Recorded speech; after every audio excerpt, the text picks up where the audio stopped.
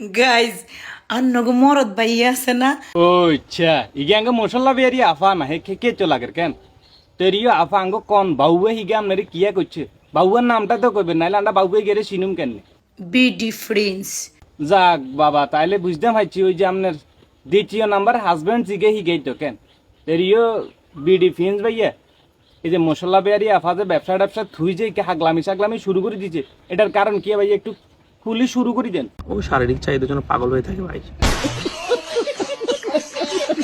ওর মূল সমস্যা হলো ওখানে, এখন ওটা মিটতেছে না, না মিটার কারণে সে পাগলামি চাকলামি শুরু করে দিছে। ও আচ্ছা হিসামার সাসা কির ভিতরে কিয়া কইয়া লাইলো কোন জায়গা মনে হচ্ছে ভুল জায়গাতে না চলে এসছি। আচ্ছা যাই হোক মশলা আফা আপনার বক্তব্য কিয়া আপনারটা শুরু করেন।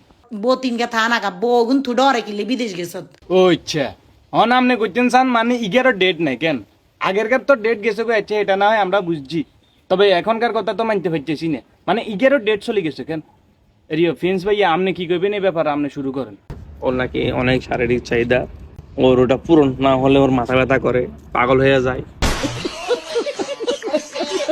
মাঝে মধ্যে নিজেকে স্যাক্রিফাইস করতে হয়। ও মা আপনারা স্যাক্রিফাইস কিয়া করবেন?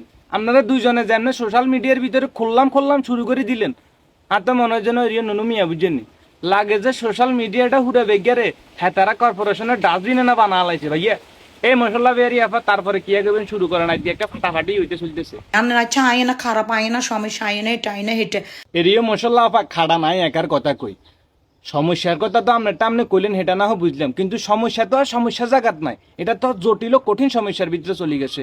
আপনার হইলো জটিল সমস্যা, ভাইয়ার হইলো কঠিন সমস্যা। উমা এখন জবনার ভিতরে চলে আসলাম নুনু মিয়া এই মশলা আফা তারপরের দাব কি শুরু করেন বিডি ফিন্স ভাইয়া, তারপরে আমি উত্তর দিয়ে। আপনার ওই গাবু আজিকে বিয়ে করছেন যে আফারে বিয়ে করছেন, তো হে আফার সমস্যা কি? মাই দিদিকে বিয়ে করছেন অন্য বাইরে হিসি দি হে আফার সমস্যা কি? ভাই তুমি ওদিকে যাওয়া লাগে না তো, আফ্রিকা চলে যা, আফ্রিকা চলে যা তুই। আচ্ছা ভাইয়া আফ্রিকা যাইতে হইব কি লাই এটা তো আমি বুঝলাম না। আফ্রিকাতে অনেক বড় বড় জিনিস পাওয়া যায়। তাহলে বউ রাখতে পারেন না কা গাই জানারা ভেকে হেতন জিজ্ঞান না তুমি বউ রাখতে পারেন না কাছে ও আচ্ছা তার মানে আপনি কইতেন সানজেন হিগার কাছে বউ থাকে না, দরকার প্রয়োজন আনে রে হাসপাতাল নি ডিএনএ করে মনে কে মর শারীরিক চাহিদাটা সবকিছু না পৃথিবীতে। কি নুনু মিয়াটা সমস্যা কি? ও বুঝছি, তার মানে মশলা বিহারি এটা বুঝে তো সাজে হেবাডারে মুসলমানি করানো এটাই তো কেন। আচ্ছা যাক বুঝছি, তারপরে দেখ কি আপনি এই আপা আবার শুরু করেন। ফিন্স ভাইয়া আপনি রেডি থাকেন। তো এই আনারে কইয়ের অন আইও আনারে ছাড়ি দিয়ের ও আচ্ছা ফিন্স ভাইয়া হিগাতে আপনারা ছাড়ে দিচ্ছে হন, আপনি কি করবেন? আর আপনার কোনো কথাবার্তা আসেনি থাকলে 1 সেকেন্ডে শেষ করি হালান। এই যে হঠাৎ করে আমাকে ডিভোর্স দিয়ে দিছে, মুরব্বিকেও সেম হঠাৎ করে ডিসিশন দিয়ে ডিভোর্স দিয়ে দিছে। জীবনটা বেদনা কি করবি ভাইয়া, তোকে জীবনটা হইলো হাঁটতে কথা কি বলছি বুঝতি। এবার ভাইয়া সব মূল পয়েন্টে দুইটা কথা বলি ভিডিওটা শেষ করে দিই। মুরব্বী সমস্যা ছিল, মুরব্বী ইগারে সাইদিয়া গরুর মতো সারে দিছে বাস। ইগা কারো খেতে হান্দাই লাউ খাইয়ালার, কারো কদু খাইয়ালার, কারো ঝিঙ্গা খাইয়ালার, কারো আনাজি কেলা জিগে আছে আনাজি কেলা গেলে ঘরে চলে যার।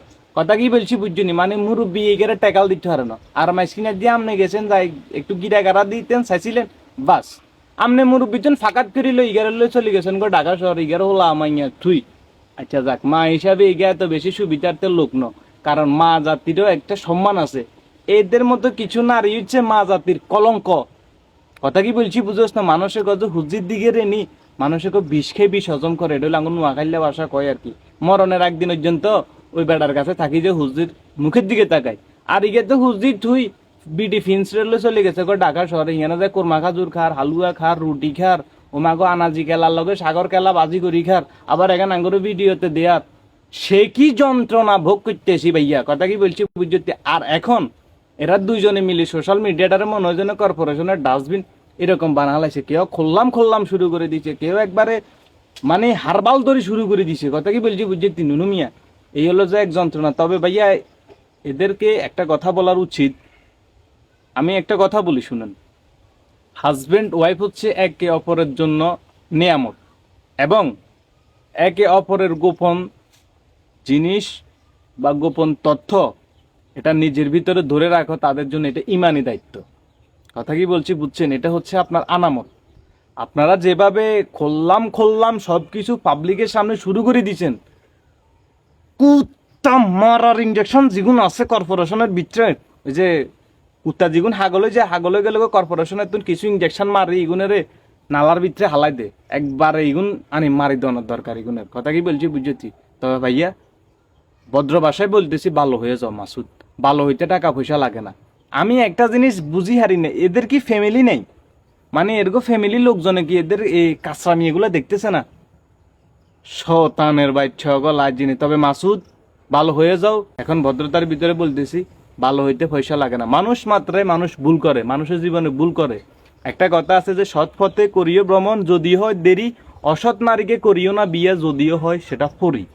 কথা কি বলছি বুঝুন? এবার একে বুয়া হোক জোয়ান হোক হাঁড়ি হোক যেটাই হোক দেউলি হোক, এই হলো যে কথা। তো যাই হোক, আমার কথায় যদি ভুল ত্রুটি হয়ে থাকে আমাকে ক্ষমা দৃষ্টিতে দেখবেন। আরো অনেক কথা বলার ছিল, ভিডিওটা লং হয়ে যাচ্ছে এর জন্য আর বললাম না। সবাই ভালো থাকবেন, সুস্থ থাকবেন, আল্লাহ হাফেজ, আসসালামু আলাইকুম।